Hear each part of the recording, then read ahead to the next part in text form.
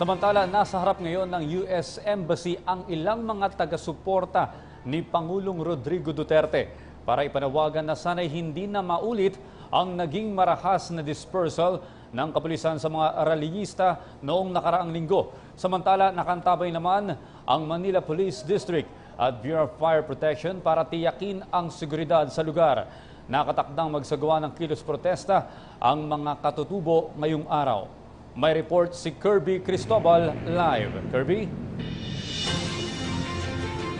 Audrey, nagtungo kaninang umaga ang ilang representante mula sa hanay ng mga kababaihan, kabataan at matatanda dito sa Roxas Boulevard malapit sa US Embassy para ipakita ang suporta kay Pangulong Rodrigo Duterte sa pagkamit ng kapayapaan sa bansa. Narito ang report. Nagtipon-tipon ngayong umaga malapit sa embahada ng Estados Unidos sa Maynila ang may 100 taga-suporta ni Pangulong Rodrigo Duterte.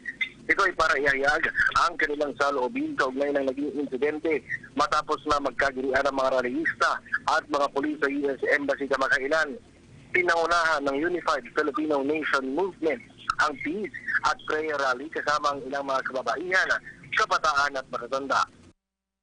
Manalangin muli, tulad po ng aming mga ginawang mga event nung nakaraan, kami po ay mananalangin para po sa kapayapaan at anumang pong gawain na nakaadya po na hindi natin alam kung anong mangyayari. Dagdag pa ni Roxas, itinapanalangin nila na hindi na maulit ang trahedya kamakailan at maging maayos ang kalalabasan ng gagawing kilos protesta ng mga lumada.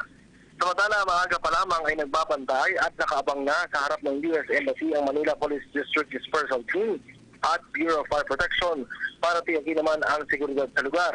May pilitong ipatutupad ang maximum tolerance sa sinumang magsasagawa ng rally upang maging mapayapa ang paghahayag ng kanilang ipinaglalaban.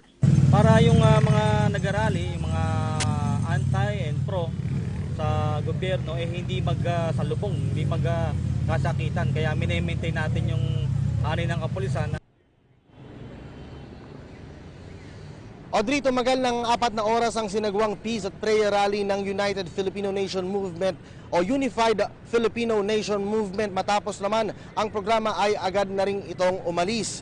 Patuloy naman ang pagbabantay ng mga pulis sa paligid ng US Embassy sa Roxas Boulevard, Maynila. More or less sa libong mga pulis ang idineploy ngayon para magpatupad ng peace and order. Samantala, simula pa kaninang umaga ay nagtipon-tipon na rin ang mga rallyista mula naman sa grupong Manilakbayan at Sandugo at sila muli ay magtutungo rito sa Embahada ng Amerika para igiit ang kanilang ipinaglalaban. Mabigat na rin ang sitwasyon ng trapiko sa magkabilang panig, partikular sa bahagi ng Roxas Boulevard malapit sa US Embassy. Kung inyong makikita sa aking likuran ay isinara na itong bahagi ng Kalaw at itong mga rallyista ngayon mula sa Manilakbayan at Sandugo ay kararating lamang dito sa bahagi ng Roxas Boulevard sa Maynila. Kasalukuyan ngayon nagkakaroon ng pag-uusap ang magkabilang panig at yan ang aantabayan natin mamaya kung ano pa ang mga susunod na pangyayari. Yan ang pinakahuling update mula pa rin dito sa Roxas Boulevard sa Maynila. Kasama si Jojo Gonzales para sa PTV News, Kirby Cristobal. Maraming salamat, Kirby Cristobal.